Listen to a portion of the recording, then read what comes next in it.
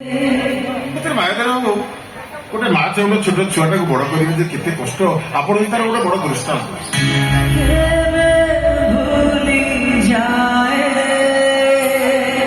ଆଚ୍ଛା ଆପଣ ଆଉ ଥରେ ବିବାହ କଲେନି କାହିଁକି?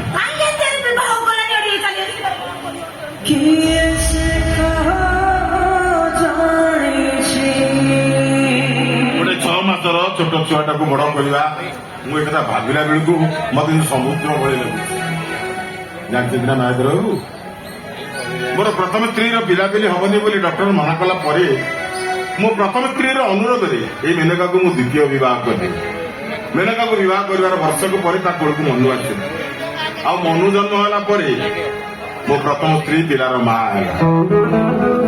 ତା କୋଳକୁ ରାଜା ଆସିଲା। ରାଜା 5-6 ମାସରେ ହେଇଛି କି ନାହିଁ ତା ମାଟା ବାଗିଚାଲି ହେଲା। ଦିଟା ଛୋଟ ପିଲା ତାଙ୍କୁ ଏଇ ମେନକା ହିଁ ବଡ କରିଛି। କିଏ କେତେବେଳେ ଖାଇବ କିଏ କୋଉଥିରେ ବୁଝିବ ମେନକା ହିଁ ସେ କଥା ବୁଝିଛି, କିନ୍ତୁ ମୋ ପକ୍ଷେ ଏହା କେବେ ସମ୍ଭବ ହେଇନଥାନ୍ତା।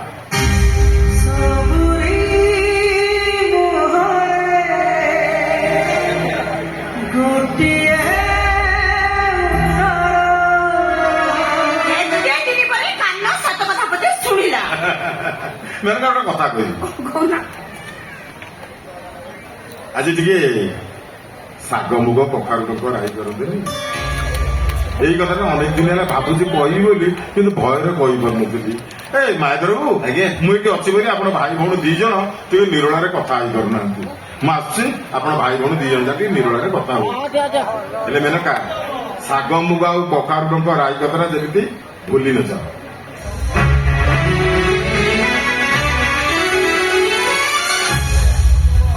ମୋ ବାଇଆରେ ଆଜି କଣ ହେଇছিল?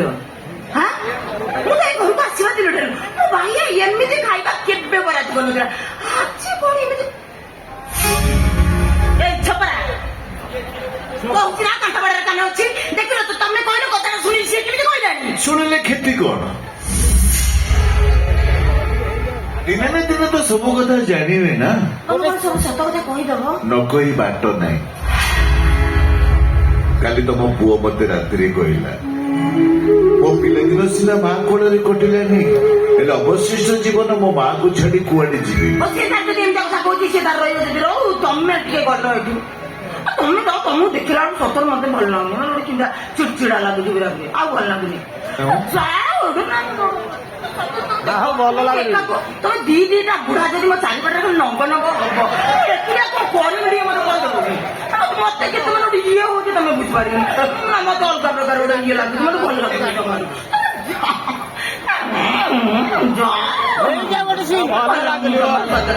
ତମେ ଗାଁରେ ମାଛ ପକେଇ ନଡିଆ ଚାଷ ଧାନ ଚାଷ ସବୁ ଥିବ ନା, ସେ ସବୁ ଉଜୁଡିକି ଯିବନି। ମାଇ ପୁରା ପଛରେ ଗୁଡେଇ ଗୁଡେଇ କଣ ସର୍ବଶାନ୍ତ ହବ। ଯାଅ ଏଠୁ। ଆଉ ପୁଣି ସେ ବୟସ ଅଛି ନା, ଆଉ ଗୋଟେ କାହା ପ୍ରତି କାହାର ଯୋଉ ଗୋଟେ ଅଲଗା ପ୍ରକାର ସରାଗ ଆସିବ। ଏବେ ତ ବୟସ ହେଇଗଲାଣି ହରିନାମ ଜପିବା କଥା କେବଳ। ତମେ ଗୋଟେ କାମ କରୁନ, ସଦାନନ୍ଦ ବାବୁଙ୍କୁ କହୁନ ସେ କିଛି ଦିନ ପାଇଁ ତୀର୍ଥ କରି ଯାଆନ୍ତୁ। ଆମେ ଟିକେ ସୁଖରେ ସଂସାର କରିବା।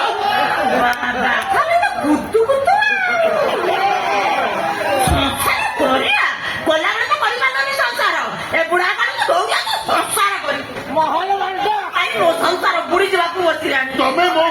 ତମେ ମୋ ଘରକୁ ମଝି ଦରିଆରେ ଭସେଇ ଦେଇ ଆସିଲା ପରେ ମୁଁ କେମିତି କୂଳରେ ଲାଗିଲି ସେ କଥାଟା ତମକୁ ଆଉ ତମ ଘର ଲୋକଙ୍କୁ ନ ଜଣେଇ ମୁଁ କଣ ଏତେ ଶୀଘ୍ର ଚାଲିଛି? ଆରେ ହଁ, ମୁଁ ତ ଯାହା ଖାଇବାକୁ ବରାଦ ଦେଲି, ସଦାନନ୍ଦ ବାବୁ ତ ସିଏ ଖାଇବାକୁ ବରାଦ ଦେଲେ ଶାଗ ମୁଗ କଖାରୁ ଡଙ୍କ ରାଇ। ଗୋଟେ ଟେବୁଲ ଉପରେ ଗୋଟେ ପ୍ରକାର ଖାଦ୍ୟ, ସାମ୍ନା ସାମ୍ନି ସଦାନନ୍ଦ ବାବୁ ମାୟାଧର। କାହା ପାଟିକି ତମ ହାତ ରନ୍ଧା କେତେ ସ୍ୱାଦ ଲାଗୁଛି ଆଜି ପରୀକ୍ଷା ହବ।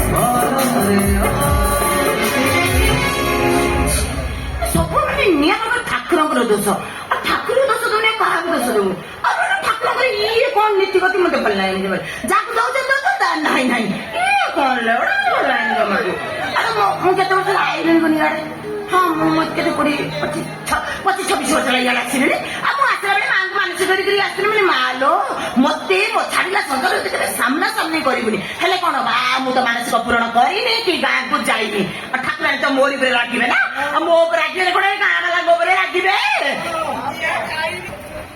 କାହିଁକି ପଳେଇଥିଲ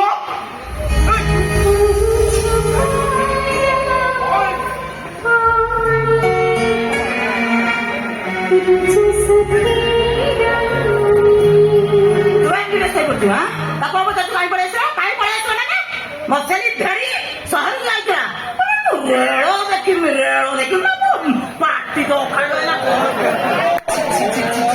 ରେଳ ଦେଖିବାକୁ ଯାଇବା ସହରରେ ମୋଚନି ଯାହା ଦେଖିଥିବ ସେଠି ସେ ଯାହା ଦେଖିବ ମୋ ପୁଅ କହିଥିବ ଏଇଟା ମତେ ମତେ ମୋ ପୁଅ ବିଡ଼ି ଯାଇଥିବ ସେଠୁ କଡ଼ା କଥା ଟିକେ କଣ ବଢିଥିବ ବାକ୍ସ ମୁଣ୍ଡେଇଛି କଣକୁ ଦଉଛି ଆଉ କଣ କେତେ ଯାହେଲେ ବି ରାଣୀକି ବେକାରକୁ ଆସିବନି କାହିଁକି ପଳେଇଥିଲ କାମ ଅଧା ଛାଡି ସେ କାଦୁଅ ମାଧୁ ସେ କାଠ ଭାଙ୍ଗିଲା ବେଳେ ସେ କାଠ ଦେଖି ତୁ ଗଲୁ ତ କାମ କରିବୁ ତୁ ଯା ତ କାମ କରିବୁ କଣ ହେଇଛି ମୁଁ ପଚାରି ବୁଝିଦେବି ହବ କଣ ୟା ଅଧଟା ମୋ ପୁଅ ସହିପାରିନଥିବ ଚଟିଲା ପକେଇ ଦେଇଥିବ ତାପରେ ତୁ କଣ ମୋ ପୁଅକୁ ମାରିଦବୁ ନା କଣ ଆଲୋ ସତ କଣ ହେଇଛି ଆଲୋ ସତ କଣ ହେଇଛି ମନୁ ଭାଇ ନା ମତେ ଚକିରି ଦଳିରେ ବସେଇ ଦେଲା ମୋ ମୁଣ୍ଡ ଚକ୍କର ଖାଇଗଲା ମୁଁ ତଳେ ପଡିଗଲି ମୋ ଦେହ ହାତ ସବୁଟା କାଦୁଅ ହେଇଗଲା ଚକିରି ଦଳିରେ ବସିଥିଲୁ ମୁଣ୍ଡ ଚକ୍କର ଖାଇଗଲା ତଳେ ପଡିଗଲୁ ଦେହ ହାତ କାଦୁଅ ହେଇଗଲା ଆଲୋ କେତେ ଉପରୁ ପଡିଲୁ କି ବହୁତ ଉପରୁ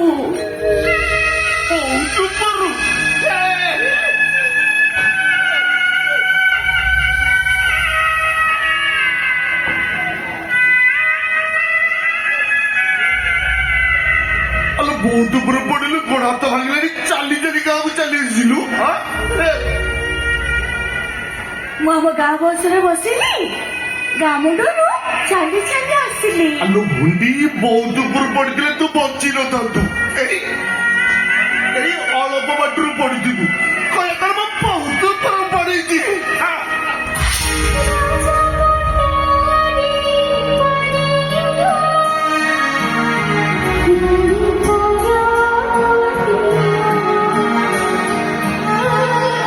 मुझे विश्वास कर ମୁଁ ଯାହା କହୁଛି ସତ କହୁଛି ମୁଁ ବହୁତ ଉପରୁ ପଡିଛି ତୁ ମାଡ଼ ଖାଉଛି ଦେଖେ ମୋ ଦେହ ହାତ ସବୁ କାଦୁଅ ହେଇଯାଇଛି ମୋ ଗୋଡ଼ ହାତ ବି ଭାଙ୍ଗି ଯାଇଛି ସତ କହୁଛି ମୁଁ ବହୁତ ଉପରୁ ପଡିଛି ବହୁତ ଉପରୁ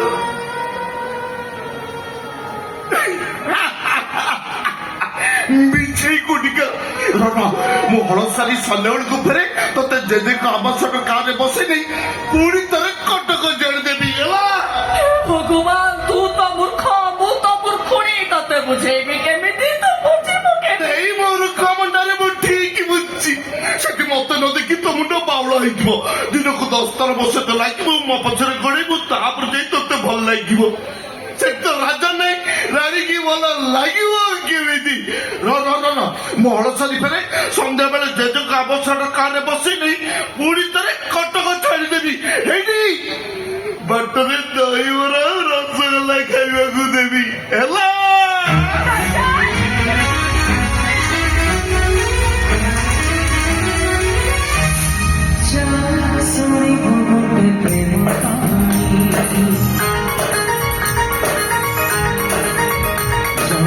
राजा ଥିଲା ଜଣେ ରାଣୀ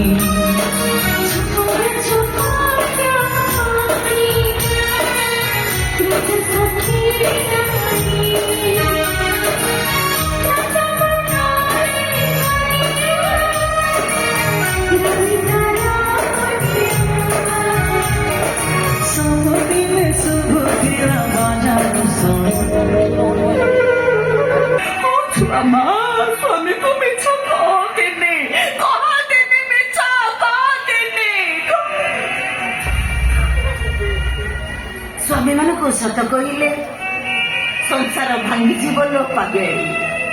ଏ ଜଗତର ସବୁ ନାରୀ ମାନଙ୍କୁ ପଚାର, ସବୁ ସଂସାର ପଛରେ ମିଛ ହିଁ ମିଛ। ନାରୀ ମିଛ କହିଲେ ସଂସାର ସୁନାର ସଂସାର, ଆଉ ନାରୀ ଯଦି ସତ କହିଦବ ସୁନା ସଂସାର ବି ଚୁନା ହେଇଯିବ। ହାତ ଯୋଡୁছিলো ମା ତତେ, ଏ କଥା ତୁ କାହା ଆଗରେ କିଛି ବି କହନି, ତା ନହେଲେ ମୋ ପୁଅଟାକୁ ମାରିଦବ ରାଜା। ମୋ ମନକୁ ମାରିଦବ ନା ନା, ମୋ ମନକୁ ମାରିଦେଲେ ମୁଁ ଗୋଟେ ମୁହୂର୍ତ୍ତ ବି ବଞ୍ଚି ପାରିବିନି। ମନକୁ ଛାଡି ଗୋଟେ ମୁହୂର୍ତ୍ତ ବଞ୍ଚି ପାରିବିନି। ତୁ ଗୋଟେ କାମ କର, ମୋ ଯେତେ ଭିତରକୁ ଚାଲୁ ଚାଲ ମା।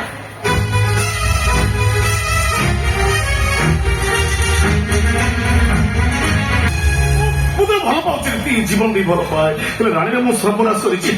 ହଁ, ଆମ ଘରେ ଝଡ଼ ଉଠିବା ଆଗରୁ ମୁଁ ରାଣୀକୁ ବାହାରି ପଡିବି। ଓ ବାପା ଗୋଟିଏ କଥା ଗୋଟିଏ, ଆମ ଭଣଜାକୁ ମାରି ହାତ ଥରି ବୋଲି ଏତେ ତତେ ମାରି ପାରୁନି, ନହେଲେ ମାରିକି ତ ଗାଲ ଫଟେଇ ଦିଅନ୍ତି। ମୋ ଭାଞ୍ଜିରକୁ ଯାହା କହୁଛି ମୁଁ ଗୋଟି ଗୋଟି କରି ସବୁ ଦେଖିଛି, ତା କଥା ମୁଁ ସବୁ ଶୁଣିଛି। ଏଇ ଦେଖ ତା ମୋ କଣ ଯେମିତି କଳା ହାଣ୍ଡି ଆମେ ରାଗିଛି, ଏବେ କହିବୁ ତ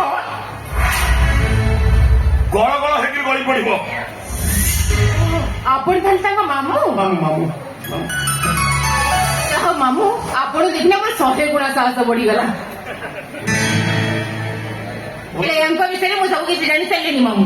ଏ ଜାଣି ଶୁଣି ସେ ରାଣୀକି ପ୍ରେମ କରୁଥିଲେ, ଆଉ ମତେ ଏଠି ସେ ଗପ ଶୁଣୁଛନ୍ତି। ଗପ ନା ମୁଁ ଏ କଥା ବିଶ୍ୱାସ କରିବି, କେବେ ଏ କଥା ମୁଁ ମାନିବିନି। ମାମୁଁ, ମୁଁ ବଟକୃଷ୍ଣ ଭଜରେ ବାପା ରାମକୃଷ୍ଣ ଭଜରେ ମୋ ବାପା ଗୋଟିଏ କଥା ଗୋଟିଏ। ଇଏ ରାଣୀ ସହିତ ଯାହା କରିଛି ଅଜାଣତରେ ମଦ ନିଶାରେ କରିଛି, ଏକଥା ସତ। ହେଲେ ରାଜା ରାଣୀକୁ ଭଲ ପାଏ, ଜୀବନଠୁ ଅଧିକ ଭଲ ପାଏ, ଏକଥା ସତ ସତ। ଏମିତି ଭୁଲ ସେ କେମିତି କଲେ? ଭୁଲ ଏମିତି ଭୁଲ କରିବା ଆଗରେ ୟାଙ୍କୁ କଣ ମୋ ମୁହଁ ଥରୁଟେ ହେଲେ ଦେଖାଗଲାନି? ମାମୁଁ ପ୍ରୀତି, ବାବୁ, ଏବେ ତ ମୋର ସବୁ ସରିଗଲା। ଏବେ ତ ସୁଇସାଇଡ କରିବା ଛଡା ମୋ ପାଖରେ ଅନ୍ୟ କିଛି ବି ଉପାୟ ନାହିଁ। ମାମୁଁ, ୟାଙ୍କ ପାଇଁ ସିନା ଭଲ ପାଇବାଟା ଖେଳ, ହେଲେ ମୋ ପାଇଁ ତ ଭଲ ପାଇବାଟା ହଉଛି ଜୀବନର ଶେଷ ନିଷ୍ପତ୍ତି। ମନୁ ଯଦି ରାଣୀ ହବ, ହେଲେ ଏସବୁ ଦେଖିବା ପାଇଁ ମୁଁ ଏଠି ରହିବି? ଜମା ନୁହଁ, ମୋଟେ ନୁହଁ, ବିଲକୁଲ ବି ନୁହଁ।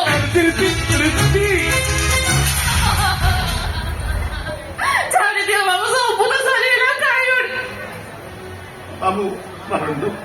ହଁ ମା ଭଲ ପିଲାଟା, ମାନେ ଏତେ ବାଧୁଛି, ଛାତି ଫାଟି ଦଉଛି। ମା ମୁଁ ଏଇଟା ତ ଧରିଛି, ମତେ ଛୁଆ ଲାଗିବ ନାହିଁ। କାହିଁକି? ଆଉ ତମର ତ ବାହାଘର ହେଇନି, ଛୁଆ ଲାଗିବ। ବାଘଟା ଆଜି କରିଦଉ। ଏବେ ତମ 2 ଜଣଙ୍କର ମୁଁ ବାହାଘର କରିବି। ଟିଭିରେ ମହାଭାରତ ରାମାୟଣ ତୁମା ଦେଖିନ? ହଁ ଦେଖୁଛି। ମାମୁଁ କିଏ? ମାମୁଁ ମୁରବୀ। ମାମୁ ହଉଛି ମୁଖ୍ୟ। ମୁଁ ଠିକ କଥା କହିଛୁ। ଆଜ୍ଞା। ମାମୁ ସମସ୍ତଙ୍କୁ ଆଲୁ ଦଉଛି। ବାପା ସମାନ। ତ ଶାଶୁ ସମାନ ନା ବାପା ଗୋଟେ କଥା କହିଦେଲା ବାବା ହେଇ ରାତିରେ ଜହ୍ନ ମାମୁ ସମସ୍ତଙ୍କୁ ଆଲୁଅ ଦଉଛି, ମୁଁ ତମ 2 ଜଣଙ୍କୁ ଆଲୁଅ ଦେବି।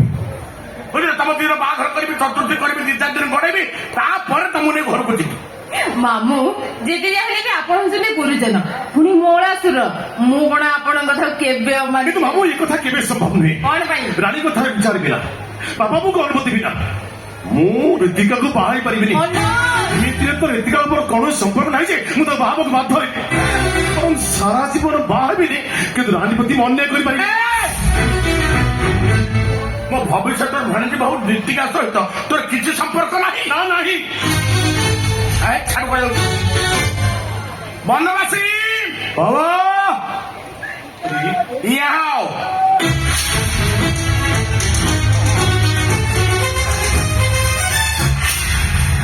बाबा फोटो दिखाओ। मोबाइल निकालो। कल रात को जो अखाड़ुआ सिनेमा मुझे दिखाया था, वो सिनेमा निकालो। बाबा कोणार्क मंदिर जो तैयारी है 1200 बढ़ई काम करते आज्ञा तोर केते नंबर थिला? मामू मते 1 2 रे रही जाए तो खुदेई गुड़ा को बढ़िया है पूरा है। देखा देखा सिनेमा देख गोटे शांत सरल निरीह झीर कौन करू कौन न करू कौन करते भल होता देख भल कर देख।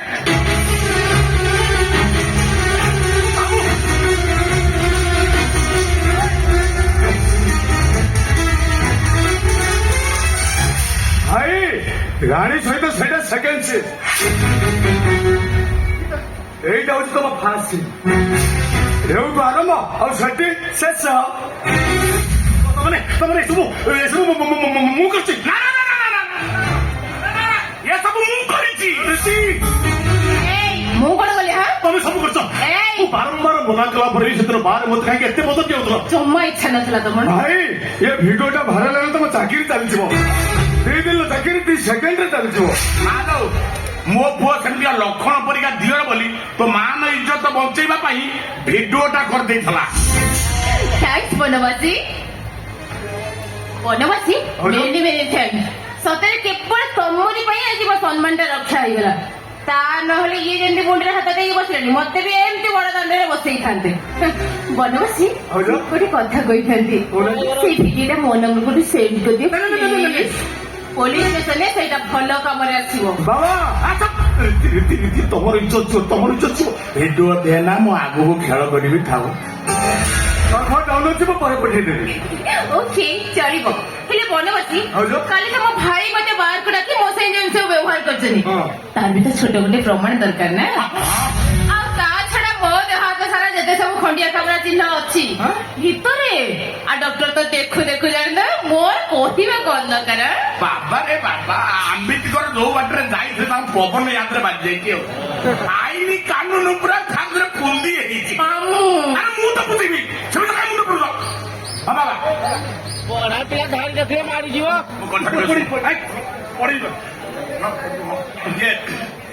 ରାଣୀ ଆମର ଘର ପିଲା ଯେମିତି ହେଲେ ତାକୁ ବୁଝେଇଦେବା। ରାଜା ତତେ ଯେତିକି ଭଲ ପାଏ ଏଟା ଶୁଣି ସାରିବା ପରେ ସେ ତତେ କିଛି କହିବନି। ହେଇ ରାଜା ରାଣୀ କି ବାହା ହବନି। ନ ହଉ, ଏ ରାଣୀ କଣ ଛତରେ ପଳେଇବ? ଗୋଟେ କଥା କହୁଛି, ରାଣୀ ମୁହଁରେ କାଳି ବୋଳିକି ମୁଁ ଗାଁ ଦାଣ୍ଡରେ ବୁଲେଇବି ନାହିଁ। ତା ବାହାଘର ମୁଁ କରିବି, ସେ ଦାୟିତ୍ୱ ହଉଛି ମୋର। ହଁ ଭାଇ ତମେ ଜମା ଟେନସନ ଦିଅନି, ବାବା ଅଛନ୍ତି ମାନେ ସବୁ ପ୍ରୋବ୍ଲେମ ସଲ୍ଭ କରିବେ। ହେଲେ ଭାଇ ମୋ କଥା ତମେ ଖାଲି ବାବାଙ୍କ କଥା ରାଜି ହେଇ ରୀତିକା ଭାଉଜଙ୍କୁ ବାବା ପାଇଁ ରାଜି ହେଇଯାଅ। ଭାଉଜ? ହଁ ଭାଉଜ କିଏ? ରୀତିକା ଭାଉଜ ବାହାଘର ହେଇନି ବା? ୟାକୁ ମୁଁ ବାହାବି। ରୀତିଆ କଣ ଗନ୍ଧ ହଉଛି ନା କଣ? ବନବାସୀ କେଲେଇତେ ନେଇ କଣ ବୁଝଉଛ ଭାଇ? ଜମା ବୁଝେଇବା ଦରକାର ନାହିଁ। ମତେ ଦାୟିତ୍ୱ ଦିଅ, ଏକଦମ ସାଇଜ କରିଦେବି। ମୁଁ ସାଇଜ କରିଦେବି। ମା ଜାଣା ଜାଣା, ମୁଁ ତାକୁ ବୁଝେଇ ଦଉଛି। ନିଶା ପାଣି ତ ଜମା ଖାଉନଥିଲୁ, ତୁ ତ ଖାଉନା। ନାଇଁ ମୁଁ ତତେ ବାରମ୍ବାର କହିଛି ମେନସନ ହାଉସ ଆଡକୁ ତୁ ଯିବୁ ନାହିଁ। ଯଦି ପିଇବୁ ଅଲଗା ମତ ପିଇବୁ, ମେନସନ ହାଉସ ମାନେ କଡାଟା ଆମ ବିଶ୍ୱାସ ମୋ ଇଚ୍ଛା ନଥିଲା। ଏଇ ମୋ ଜବରଦସ୍ତି ହେଲା। କେତେ ପାଇଁ ଏବେ ତତେ ମୁଁ ଛାଡ଼ିବିନି, ସିଧା ନେଇକି ଯିବି ନୋଟାରୀ, ତାପରେ ମନ୍ଦିର, ତାପରେ ସଂସାର। ବସା ଗାଡିରେ ଚାଲ। ଗୋଟେ ଗାଡିରେ ବସେ ତ ବୁଲେଟରେ ବସା, ମୁଁ ହିରୋଟାରେ ବସଉଛି, ସିଧା ଯିବା ନୋଟାରୀ। କିନ୍ତୁ ବାବୁ ମୋ ବାପା ଗୋଟିଏ କଥା ଗୋଟିଏ। ବାବୁ ମୁଁ ଯିବିନି ବାବୁ।